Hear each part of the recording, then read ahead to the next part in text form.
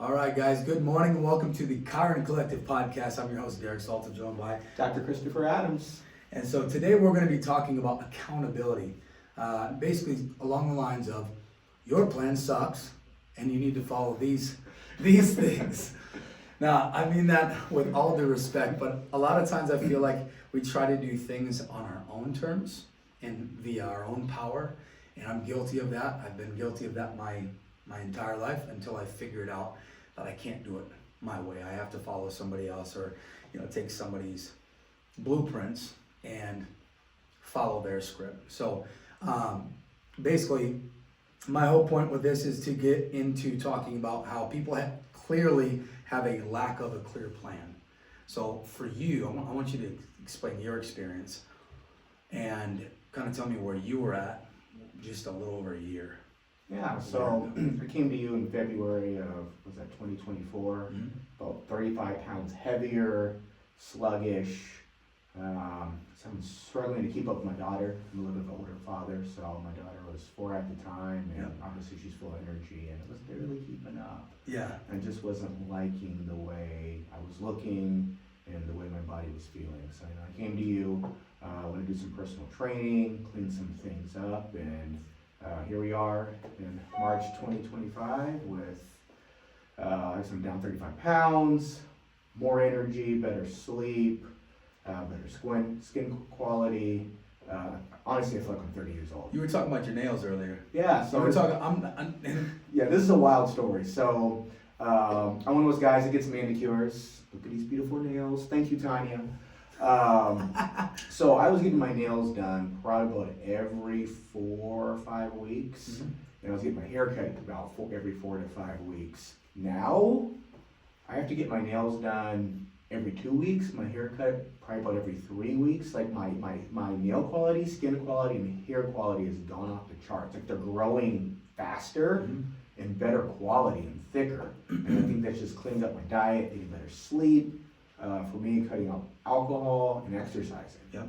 So I mean, it makes a difference. It's you know about all these health benefits, and obviously in medicine, I learned about the health benefits. You should eat better because it helps. With diabetes and hypertension and things like that. But when you actually see changes in your body and you feel better, and oh man, I've got to get my nails done every 2 weeks now because my body's giving me feedback, like back that you're doing the right thing. It's pretty wild to see. In your 3 months as of today.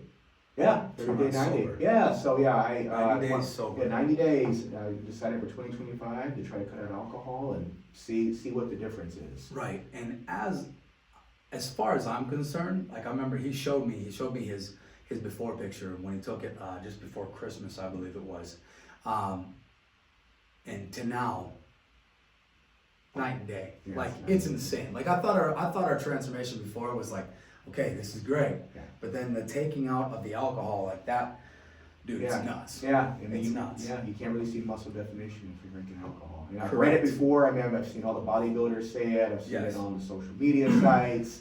But I think they're right. It clears up brain fog, like all these other things, like lack of judgment. Yeah. All of those. Yeah. All of those. Yeah. So. Yeah, I mean, I'm not necessarily telling people, you should absolutely abstain for alcohol, and everyone's gonna do what's best for them. Right. But I did notice it has made a difference. But it's like if you want to see a change, like you start taking out alcohol, we start removing unnecessary sugar. Absolutely. Like if I look at consistency, right? If I'm looking at consistency through my food, it pays in the end. And if I start cutting out alcohol, it pays in the end. I look more vascular. I look more cut. I can see striations better. My brain fog is better. Not that I drink a lot by any means. Yeah. Like my wife would be like, the guy drinks like as much as like a brand. I will also say, exercising, clean eating, and cutting back on alcohol has really helped my mental health. Yes. I mean, very stressful job. I'm a busy Well, alcohol's a depressant. Yeah, it is. Right. It is. Actually, I would say it probably makes your anxiety worse. Right. Very stressful job being a surgeon, the president of Mason City Clinic, a lot of drama that goes on there. And, doing those 3 lifestyle changes, I've never been more relaxed, better judgment, less anxiety.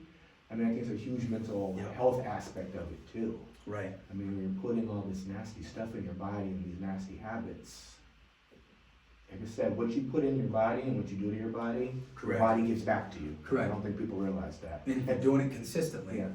it's gonna bite you. Yeah, and it's not until you get out of that funk and you start doing healthy things Mhm. and you see how your body gives you that feedback, Yeah. you realize what state you were in. So this is just like a kind of a thing for, maybe it's a thing for me, maybe it's a plug for me. In terms of, so we started off with the transformation Mhm. and then we moved to PT. Yep. Like, it's an investment. It is. It's definitely an investment. But hold on, man. We invest in vacations, we invest in trips, Right. we invest in, you name it. The best investment that you can make, and this is for anybody out there, young, old, middle-aged, invest in yourself. Yeah. Whether that's your body, whether that's your health, whether that's your mental health, whether that's furthering your education, Right. nobody invests in themselves. You will never go broke investing in yourself. Right. I like that. Boom, there's a plug for me. So in terms of the consistency, we're talking about kind of like I wanted to go into motivation, and everybody gets hyped up when motivation is high, say for, they're coming into the new year, right? We're 3 months into the new Yep. year, and all those people are probably out of the gym. Yep. They're honestly, Yeah. like, and you don't ever Yeah. see, and it's not being disrespectful, but at the same time, it's like, if you're just being hyped up just to lose a few lbs and then go back to, adding that back on, maybe then some, there's got to be a bumper that helps it helps people kind of fight against that. So Yeah. it's like motivation dies, discipline lasts forever. The one thing with that I wanted to roll into is you have to have a real set of accountability. Like, this is accountability. When I have you in here, you're accountable to me, right? When you're outside of here, you're accountable to you. But at the same time, it's like, if there is a clear plan that's set in place, like a nutrition plan or like a mindset, focus or routine, then I'm accountable to those things. But if there is no clear path for me to be disciplined, then my motivation is going to tank. Discipline can help create and build and accelerate motivation, Mhm. I believe. Yeah. And so I kind of just wanted to poke on that just a little bit. Yeah, and I think, you touched on, everyone goes to the gym, January 1st, and by Mhm. March 30th, ghost town. Bye-bye. It's a ghost town. Yeah, so, you're talking about discipline, you're talking about consistency. I think what a lot of people fail is really having tangible, realistic goals. This goes to psychology, this goes beyond just, talking about health and fitness. Mhm. But if you set these lofty goals that essentially are not achievable long term, then it's going to fail. I am going to, on January 1, go to the gym for 2 hours a day. That's a lot. Who's got 2 hours a day to go to the gym? Most people are lucky to get 20 to 30 minutes. Yeah. So, but 20 20 to 30 minutes, if you got 20 to 30 minutes, do that 20 to 30 minutes times 3 months, see how you feel and how you look. Right. And I think that's another thing is like a good way for you to explain it is, okay, how many people have 2 hours? Like, it's an unrealistic Yeah, it's goal. unrealistic. 20 minutes, way more doable. Yeah, way more doable. An hour, Yeah. pushing it a little bit. Yeah. But we have plenty of people here that are awesome and Yeah. they show up and they do it every day. But how many people can say, I did that 20-minute walk, I did that 20-minute cardio burn, that 20 minutes of weightlifting Right. every single day, Right. or 3 or 4 times a week, Right. times 6 months straight. And you can't, the best thing about that is like, I should say, the thing I don't like the most about the way people kind of talk about their fitness is, I don't like it when people are like, I only did this, and I only did that. I'm like, you showed up. Most people are doing nothing. So yeah, exactly. Most So it's people are like, doing nothing. so it's like rolling back to it. It's like, okay, you want a clear plan? Come to the gym. You want consistency? Come to the gym and show up for at least 20 minutes a day. Now, am I gonna probably make you stay for the whole hour? Yeah, Yeah. unless you gotta bounce. But But then there's accountability to that. Or And if you then- can't make it to the gym, something that you can do at home. Yes, In the morning or in the evening or before you pick up the kids. We got that. That's yeah, that's and we got consistency. that coming soon. Yeah. Going into quick fixes. Oof. I wanted to punch on this Oh, because I feel like this man. is something that people in the health and wellness industry we need to understand this. Quick fixes are not the thing. Like me getting in shape, me staying in shape, that takes effort and it takes time. There's nothing quick about it. Oh yeah. Me developing strength, me developing skill and technique, Yeah. that is not a quick fix. That is skill and that is time. Oh, yeah. That Can is practice. Now I'm gonna leave the camera for 1 second. Do you mind if I get something? Yeah. I just had a friend out in Illinois who sent me a graphic yesterday, Yeah. and I gotta show the folks. Okay, okay. So Yeah, this kind is- of coming into this quick fixes, I mean, like, you could talk about fad diets, random workouts, unsustainable methods that ultimately lead to failure. And we do not want that. You just don't. And if you're going to a gym as a quick fix, understand that when you come to my gym, I start you off in a 3-month. And that is to Bro, make check sure that that you're out. accountable. This is This is money. This might hurt, but you need to see it. Let's see if I can get it in. And here. Derek, let's be clear. I am the pills and surgery guy, right? That's what I Right. do. I do pills and surgery. I get paid to That. do pills and surgery. It's true, but it's Yeah, so true. yeah, absolutely. And it's man. like, okay, now if we're talking about pills and whatnot, are there good things out there that help aid in your Sure. overall Yeah. nutrition daily, like 100%, like your vitamins and minerals, sometimes those can't be met through just what you Oh, yeah. what you have in your food. Yeah. Sometimes we need to have a vitamin D Yeah. supplement or a vitamin K or whatever it may be. Mhm. Just because we're typically deficient in those based on our regular diet. And so that's not necessarily what I think we're getting at. I think what we're getting at is like, it rhymes with authentic. Or other crash diets. other I mean, things. other shots and things like that. It's like, Yeah. okay, I get the craving to want to feel good. I understand that. Mhm. I get that you want to feel like you used to feel, but it's not the way. Oh, it's a lifestyle change. I mean, if we want to, peel back all the layers and really, be like, what are these things? It's like, dude, it's like death in pill form. Yeah. But you don't realize it. Mm. We want the end result. And I understand that. Yeah, I I can, mean, I can empathize. I mean, with think that. about it. I mean, I think I touched about this with you. Like, if you looked at the Super Bowl commercials Uh-huh. this year, they were either fast food, Yep. snacks, or essentially alcohol. I mean, Right. that was probably like 90% of those Super Bowl commercials. Yep. I mean, that's what American culture fantasize, Yep. It is fast food, it's sedentary lifestyle, it's hustle and bustle, go, go, go, Yep. not taking care of yourself. There's nothing out there that's really promoting you to Right. take care of yourself. I mean, when's the last time you seen a commercial for spinach? Eat spinach.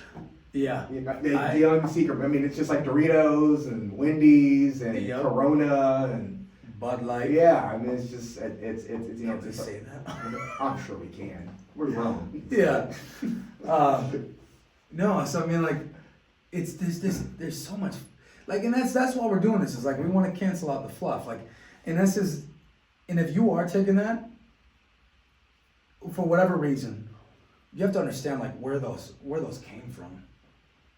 Can you share like where Those medications. those came from? medications came from? Yeah. So I mean, the actual medication itself actually comes from a lizard, the Gila monster. Uh-huh. That's where they actually isolated out the GLP-1 for enzyme and Okay. peptide. And originally, it was developed for people with type 2 diabetes. Okay. Um, See, that's what I thought. Yeah, it's for type 2 diabetes, but Okay. you always have to, list side effects, and one of the side effects was, dramatic weight loss. Yeah. To the point where, like, I mean, people look sickly. Like, we're talking like sunken eyes. Yeah, I mean, so That's what I've noticed. so the reason why that is it causes rapid weight loss. Yeah. Okay, and so when you have rapid weight loss, you're not just metabolizing fat, you're also metabolizing muscle. Yep. So, I mean, that's why, I don't even, maybe I'm gonna get in trouble for saying this, but that's why a lot of people heavily on Ozempic kind of have the concentration camp type look, because they're losing muscle too. Right. I mean, if you're really losing fat loss in a healthy way, you should probably be in about a 300 to 400 calorie deficit per day. Right. When you go beyond that, you start metabolizing things you have no business metabolizing. Right. Right. And so, I mean, that's one of the problems with medication. Those medications work well for type 2 diabetes. They also Right. work well for weight loss. But that's for people who are really sort of morbidly obese. Right. You know, for people that are slightly obese or normal size who are microdosing it or, you know, using it maybe when they shouldn't. You know, I've got my issues. Maybe that's for another episode. Right. But I mean, you're right. There's no quick fix. I mean, there's fertiramine. That's a weight loss drug that's been on the market, which essentially is amphetamine. It's basically a derivative of Correct. crystal meth or Correct. or Right. or And that's my amphetamine, yeah. problem with it. It's like, Yeah. why are things so pushed? Why isn't like, hey, here's how you get healthy? I mean, that's a whole big Yeah, thing. yeah. And That's a big yeah, problem. but the thing about it though is any type of quick fix Yeah. will eventually fail on you, and then you end up going back exactly to the state that you were. Correct. Or worse. in Or some worse. cases. Yeah, you will revert back. And actually, if you look at the literature, that's what we're seeing with like Ozempic and those medications. I mean, the pharmaceutical companies were smart in the sense that they really sort of tailored it to a lifetime medication. You Right. stop it, you magically gain that weight back. And there's some, Right. there's some science behind it we're not getting into this episode, but Right. you know, it's kind of a lifer medication. If you stop it, it's gonna come back. If you want to understand like why we're saying all this stuff and getting into this, or why even drop names on, you know, certain medications, it's because of care. I mean, like when I have people in here, if I see somebody, you know, doing something out of line, or, you know, somebody's just not living the life that I feel like they are capable of, I call them out. I say it. I'm 100% on care for people. Yeah. And wanting the best for people. Yeah. And so I don't want you to be misinformed. I want you to have the information that you can then take and hopefully, you know, start to apply to your life. And some people have already told me like, well, aren't you just giving away like free information? I'm like, yeah, this is the basics though. This is general. Like if you want the nitty gritty, like come chat with me. Yeah. True accountability is looking out for each other. Correct. People don't look out for each other anymore. Right. You know, like, hey man, what are you doing? Yeah. What are you doing? Like if something's up, I Yeah. want to talk. Yeah. That's a whole nother episode. Yeah. You know, I should get on for that. I need to get Ryan Borman on for that. We have this thing where it's like the two of us are like, you know what, like guys need to check on guys. Like you need to check on each other. Oh man, that's a whole. Especially those like funny ones that always try to be Absolutely. the center of attention. Like you need to check on those friends. Yep. But all in all, kind of coming back full circle to this, why people struggle with staying consistent is lack of structure, no tracking, no progress, no accountability system. Unrealistic goals. Correct. Yeah. What was I looking at here? There was a case study that I found. Only 4 to 6% of people consistently follow healthy habits. Oh, absolutely. That's crazy. I mean, I see it at my job. I mean, I would say I'm not 100% all the time, Yeah. but 4 to 6%. Absolutely. That's Absolutely. crazy. I mean, you're talking about trillions of healthcare dollars Yeah, the national health. would be saved if people didn't drink, didn't smoke, maybe worked out 3 or 4 times a week, Yeah, and consistently didn't eat fast food or processed sugar. right. You know, eat something, you know, healthy. I mean, you probably save trillions of dollars in healthcare dollars. I mean, I Right. see people all the time. My surgeries are harder when people have unhealthy lifestyles. If you smoke, Yeah, cut you through. heavily drink, you don't heal as well. I mean, there's Correct. scientific literature Yep. beyond that. I mean, your blood sugars are through the roof. I mean, if your blood sugars are too high, we will cancel your surgery. We will cancel it because your complication rate skyrockets and your wound healing drops. Well, it becomes a precipitously. liability, It too. becomes a liability to me, right? I can get Correct. sued because there's a bad outcome. In reality, some of that was based off something I had nothing to do with. Correct. Absolutely. Right. So kind of going to the next piece of this is just kind of stacking on layers. How to build a sustainable plan with accountability. So to me, the first step is you've got to have a clear plan. Like get with somebody. Like reach out to myself. There are good professionals in the area. Now, to me, I feel like that's few professionals that I would trust. But you have to have a clear plan. You have to have something where it's result driven in terms of its programming. Like here, the focus right now in these next, I think this is week 3 for us, but the next 12 weeks or so is to develop strength endurance. So I have a clear plan. I have this, I have 12 weeks programmed at a time for our gym, and it's to develop strength and endurance, through that. But having and learning to me then targeting nutrition, I think this is underutilized. Like people just eat healthy and think that they're doing great, which is fine. That's a great step, I think, in the right direction. Not to like kick anybody's, pull the rag out of anybody's table, but I think that when you know how much your body needs, huge. Like it's a game changer. If I'm training as hard as I train and I don't get enough protein, I don't get enough carbs, or I don't even get enough calories within my day, fat, You need fat for it. I am going to be miserable. Correct. Constantly hungry, eating too late, my metabolism is gonna be weird. Like even though I metabolize super, super fast, if I'm eating super late at night, I'm just gonna, I feel like I'm out of my window, if that makes sense. So for some of you folks out there, obviously Derek is, made it to the semifinals of the CrossFit Games, high endurance athlete, one of the strongest guys in this community when it comes to, athletic ability. Well, thank you. Yeah, but I do understand, you have a busy job, maybe you're working 2 jobs, maybe you're a single mom, maybe you got a lot of things going on. So what I would say is, map out what your day looks like. Write a journal. This hour, this is what I was doing. At this hour, this is what I was doing. Map out what you were doing, and try to find 20 minutes. I've been telling some folks that have asked me for some different health recommendations. 20-minute walk after you eat dinner, especially if the weather getting nicer. Walk 20 minutes. That's 1 mile. That's 2,000 steps. Get outside. Yeah, on your lunch break, everyone gets an hour lunch. 20 minutes of that should be walking 2,000 steps. 20 minutes, 1 mile. If you're the person who's like, I don't want to spend money on like vitamin D, great. Yeah. Go get outside. You during lunch. don't have money for the gym? Walking outside's free. Yeah. Go do that for 20 minutes. You did that for lunch, you did that for dinner. That's 4,000, 5,000 steps. Yeah. You're already close to that 10 to 12,000 step goal right then and there. But also say too, pick 2 days out of the week. Good place to start. For your dinner, make it single ingredients. So what do I mean by that? I tend to say chicken breast, rice, sweet potatoes. Something like that. Those are 3 different items you're eating. They're all single ingredients. Okay. I mean, single ingredients. You don't have to turn around and read the label of what's in it. It's in chicken, it's in rice, it's in broccoli or sweet potatoes. They're Correct. single ingredients. 7 days out of the week, just pick 2 days where you're going to do that. Keep it simple. Keep it simple. Yeah. Even if you were walking 20 minutes, at dinner time and two meals that were single ingredient or clean, it adds up. You do that over months, that's going to add up. So that's something that's simple, cheap, really takes no effort, that's tangible. Right. It lowers your cholesterol, lowers your blood pressure, helps your blood sugars. I'm somebody who and I think this is important too for people, tracking their progress. So the first step for fixing all of this stuff, set a clear plan.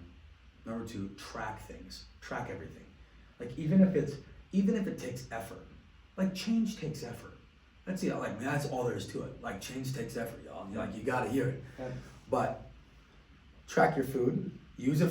I love this app. It's called Mike's Macros. It's a free app. It's a free app. You plug in the food that you have, the amount of food, like maybe there's like a cup of sweet potatoes and it tells you how much carbs is in it. Boom, you put that in and you just keep tracking that. Yeah.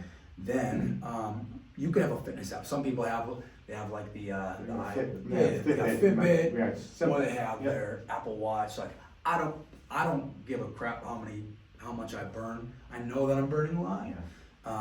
The one thing that I do like to track though from time to time is my food. But also track down, make a journal. Have a journal of, a weekly win. Have a weekly win that you can write down. And then hopefully those wins become greater each week. Maybe you got another, maybe you got 2.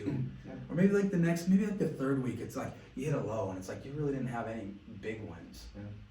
Don't underestimate the value of small wins. Yeah. And Like some of just those, like the 20-minute Yeah, thing you were yeah. talking about, or Oh, 20 yeah. minutes worth of physical activity, something, walk. Yeah. That is still a big win for most people. Yeah, So so one of the that's big that. wins and one of the motivations that keeps me going is just how I feel. Yes. I just feel better. So then there's accountability to how you feel. Yeah. Like you don't want, like, do you want to lose this? Like, No, I'm 43, I feel like I'm 30, man. Yeah. And I'm not joking, I just gotta feel so much better. Yeah. And so, and in that sense too, it's like now there's personal accountability to that. Yeah. You also have me as a friend and as a coach. I've got some friends you don't even know that are really doing the same thing out there. Yeah. And they've never felt better. Right. So when you hear them talk about, gosh, I feel like I'm 10 years younger, my hair is better, my skin's better, I'm getting compliments now, it's just like, oh man, okay. It feels good to Yeah. feel good Yeah. at the end of It the day. feels good to feel good. And it feels good to know that that's the thing you're chasing, but it's like, you never want to have another first day. Yeah. Like, I told a client that recently and it was like a light bulb I went tell you, off. we talk about precious resources, people focus on, especially at our age, they focus on, financial resources, financial and, drawing a blank, time. Yeah. Like what's your most precious resource? I tell you, as a doctor, health, bro. If you're sick, life is terrible. Yeah. There's nothing like having a real You're bad. miserable. You're miserable. I see miserable people every single day, and I'm not necessarily just talking about because of some of the lifestyle changes they made. Some people just have Right. bad luck to draw, bad genetics, they get a bad cancer, but when you're sick, you are miserable. Right. So if there's something you can do that's going to help you not be sick, maybe not today, but 5, 10, 15 years from now, I'm telling you, it's worth it. Right. Because if you're in your 60s, 70s, 80s, and you got some chronic illness and you're just sick, or always running right about 40, 50%, that's miserable. Correct. So that's our accountability piece. But then you have the sustainability. We talked about that a little bit earlier too. It's like you have to create realistic goals. So peeling this back again, step number 1, if you're looking to fix, you want to fix how to make your plan better, is you need to have a clear plan. That's number 1. Number 2 is track everything. Number 3 is build real accountability, either personally with how you feel, and then also with maybe a coach or a friend. Group accountability is great. So somebody being part of the gym, it holds people accountable because they constantly are seeing somebody. They're like, hey, where's so-and-so? And I'm like, well, why don't you reach out? That's great. The final thing is that sustainability. So how do you make things sustainable? To me, it's like you have to create realistic goals. Yep. And have them written down. Like we've done it in our house with, and this is a little different, but we've done it with scripture. Mm-hmm. We've done it with Bible verses, and I shouldn't say we, my wife. Mm-hmm. Like she's awesome, and she put verses up all over our house. So in our bathroom there are verses, in our living room there are verses, and they're like casually put into our home as like a reminder to what we're called to do and who we're called to be as people. Like I'm called to love people, and at times that's difficult, but I'm called to do it. Sure. And she reminded me of that very strongly this morning. And so like we have accountability in a bunch of different ways, but it's like your health is the most important thing that you have, and you cannot undervalue that. Yep. And I see far too many people count themselves out with, well, I'm too old, I'm not strong enough, I can't lift as heavy as you guys do, I can't do all the things that you do. I'm like, I don't need you to. I need you to show up and allow me to show you how you can do these things, but maybe on a scaled down level. And that is how you create sustainability. Yep. If we have these expectations of I have to be this all the time, it's not sustainable to be here all the time. Mm-hmm. I can't be 100% all the time if I'm not first taking care of myself. Yeah. So challenge for everybody out there. If you're thinking about making some health stuff, some health changes, find a buddy, maybe a couple of buddies, form a group. Pick something in your diet that you want to change. Okay. So if you drink coffee, try to make it as low calorie as possible. Okay, if you like chips or cookies, switch it out with an apple. Okay, if you like pop heavy, switch to diet pop. Okay, one change in your diet. Everything else can remain the same. You don't have to change anything else. Again, it's about sustainability, not being hungry, and something you're going to be able to keep up with. Just make one change. You know, the other folks in your group do the same thing, something that's in their diet, something they're putting in their body. Nutrition-wise, they want to make a change on. They want to pick one thing and hold each other accountable, you know, every single day, once a week. Like, hey, are you switching that out? Keep everything the same. See how you feel after 6 weeks. Absolutely. That's easy to do. All right, folks. So you have the takeaways. I'm going to add some takeaways in the bottom in the comments here, so that way you guys kind of have a clear definition of what you should do to fix your life here. But I'm going to give a special shout out and a thank you to one of our proud partners here at our facility here, and it is Clear Lake Bank and Trust. So thank you guys very much. I appreciate your sponsorship of the gym and the podcast. But until next time, guys, we'll see you later.